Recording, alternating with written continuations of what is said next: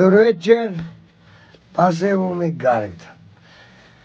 С нощи насакайки на Свети Йован, саках дом на Свети Йован, ама никак да одам. Малко залегнал съм, не съм забакарил, ама станал съм.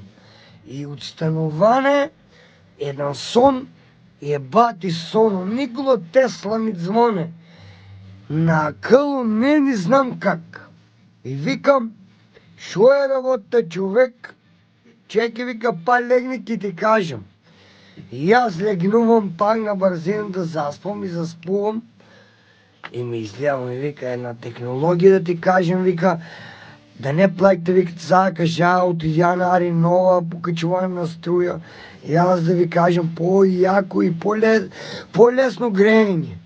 И аз идам в работилницата и влезам унатре и сакам да ga изпитам работа.